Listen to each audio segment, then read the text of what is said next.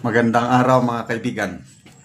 Bigyan natin ngayon ng opinion reaction itong pinaka-latest post ni Attorney Rowena Guanzon tungkol sa nangyayaring kaguluhan sa Middle East na pinapaulanan na ng missiles ng Iran ang US bases sa different countries in Middle East. Okay. Sabi ni Attorney Guanzon, ang Pilipinas ba may air defense system din o napunta sa AX, Tupad, Akap at Patubig ni Speaker? Okay. So, isinare niya yung kaganapan sa Middle East. Pinaulanan ng missiles ng Iran ang largest US base sa Middle East, yung sa Qatar. So ito, naghahanda na rin yung ibang countries. Ito yung posa, nagsara na rin ng kanilang airspace ang United Arab Emirates matapos ang missile strike ng Iran sa mga base militar ng Amerika sa Qatar.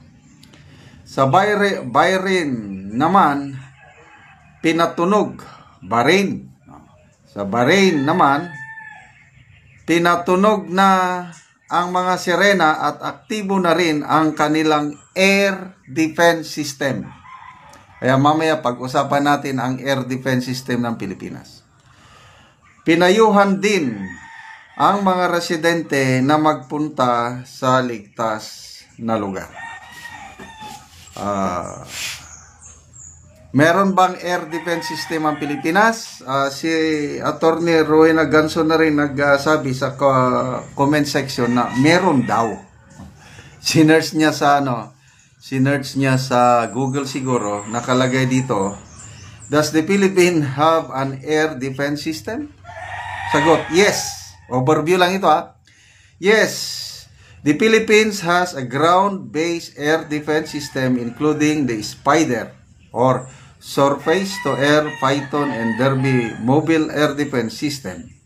This system is operated by the Philippine Air Force 960th Air and Missile Defense Group and is designed to protect vital assets and infrastructure.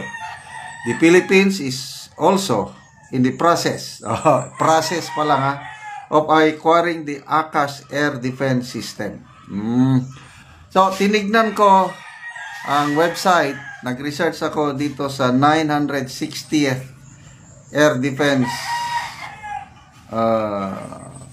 Air and Missile Defense System. Nako, nakalagay lang doon, may unit nga, may mga tao, kaya lang ang ginagawa, mga personnel lang na puros day-to-day, flag racing, yung sports activities. Nako, yung mga capabilities, meron ba tayong kakayahan na salubungin yung mga missiles galing sa China ba wala akong nakita. So, yun po, it's just a unit. Kaya lang yung kahandaan natin, I'm not sure kung kaya ba, tatagal ba ito ng isang araw ba sa pagdepensa sa ating kalangitan o sa ating space pag paulanan tayo ng missiles. Kasi nga ang daming US bases sa Pilipinas. Eric G. Cat, sabi, sana si Speaker na lang sasalo sa mga missiles. Zep Adrian, Speaker tagasalo ng missiles, hindi tatama kaya salamat kay Speaker. Busy sa impeachment and maniobra sa election. Meron akong nabasang comment kanina na meron daw. Napunduhan na daw. Ito, Janet Yans. Ito ang mas matinding air defense natin Huwag kayong tatawa. Napunduhan na po nila ma'am ang mga manananggal, kapre, aswang, at iba pang mga immortal. Kung sakali umatake ang missiles, may sasalo sa impapawid. Palakasan na lang ng guardian angel attorney. So, yun po ang kalagayan natin. Meron din akong nabasa na post ni Attorney Angeles, ano? Punta natin. Ganon din ang tanong niya. Anong gagawin pag pinaulanan tayo ng missiles? Okay. The US attacks Iran, Iran attacks Qatar. Ito ang post ni Attorney Trex Angeles. Because the largest US base in the Middle East is there, Kuwait, Bahrain, and Iraq are bracing up because there are US bases there as well. I'm sure those countries have not much to worry about. Okay lang sa mga countries na ito. Bakit? May air defense system sila eh. They are the world's richest nations. Surely they have all the air defense systems that money can buy, protecting their citizens. But what does this mean for us? Considering what the US is doing with China from within our land. And more importantly, what air defense systems does our country have to protect our people? So yun, mayroong unit, may mga sundalo, kailang kulang sa training, kulang sa kagamitan. Dasal na lang ang meron tayo. I hope Bongbong Marcos has better plans than Kamut Ulo and anong gagawin natin? Yaks, sabi niya. Comments. Ido Sagin. That's the difference between a great lawyer president and a ngagba president.